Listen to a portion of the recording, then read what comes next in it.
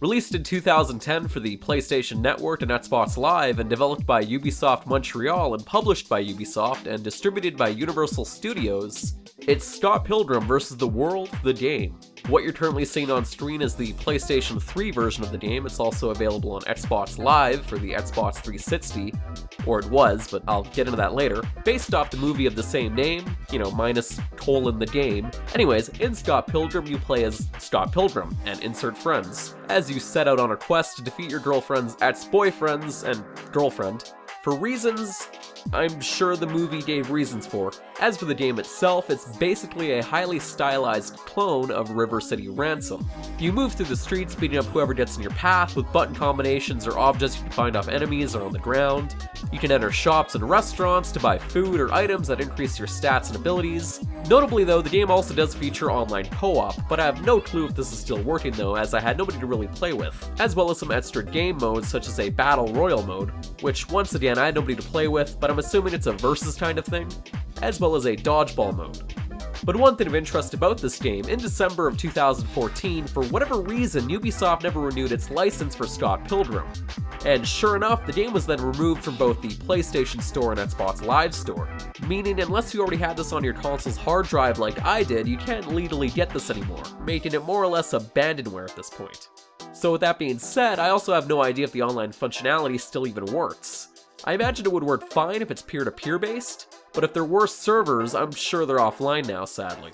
So I decided to take it upon myself to catalog and review this neato little beat-em-up in the name of Infinite Backlog, and brand it with the good, the bad, and the opinion, take the hard drive and store it in the Infinite Backlog's secret warehouse somewhere in Tasmania for safekeeping, so I can more or less just buy a larger PlayStation 3 hard drive in the near future, and not have to worry about not being able to re-download this once I've done that. Anyways, is it any good? Let's find out with the good. If there is one game you're going to take inspiration and cues from, or basically make a clone out of, River City Ransom is a damn good choice. The beat-em-up gameplay in this is on point, with fast, responsive controls, tons of combos and moves to unlock, and being able to juggle objects by punching them into enemies never gets old. My only gripe with the actual combat at times is it feels like forever to get back up once you've been knocked down. But as I said, if you're gonna make a beat-em-up and copy River City Ransom, it's hard to go wrong. However, aesthetically and the overall presentation of the game itself is very highly stylized and unique, and for the most part, it's where the game draws its differences from River City Ransom. The game is filled with gorgeous and varied backgrounds packed with tons of charm and little details, with some incredibly good pixel art as well. And thankfully, the game is very self-aware that it's copying things and throws in plenty of references as well. On top of that, the boss fights are easily the highlight of the game in my opinion on a gameplay perspective. Everything from fighting some dude with a skateboard to some sort of superhuman who is also a vegan, who has to constantly remind you they're a vegan, to fighting the crazy ninja ex-girlfriend, the boss fights are all very fun and unique in terms of style and their attack patterns. The game also features a number of different characters you can play as, each with their own specific movesets, combos, and special moves, as well as their own ending cutscene segment. So there is some replayability here as well, and with no bugs or glitches as far as I can tell during my roughly 6 or 7 hours I spent with it across 2.5 playthroughs, aside from the odd crash only had happened to me once.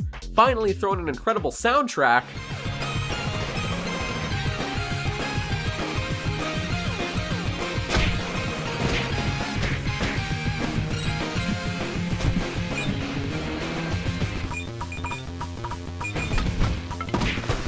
And hey, you've got yourself a recipe for a fun time for a couple of hours, and even more so with friends, I imagine. But now let's discuss what never sounds good, with the bad. 2D platformers and 2D beat-em-ups probably look the same to the average layman or person who just doesn't play video games, and at points in this game, I was starting to wonder if that's who they hired as a level designer. Because sure enough, the game features a few segments, thankfully not too many, that are platforming, and it's absolutely the worst thing about this game.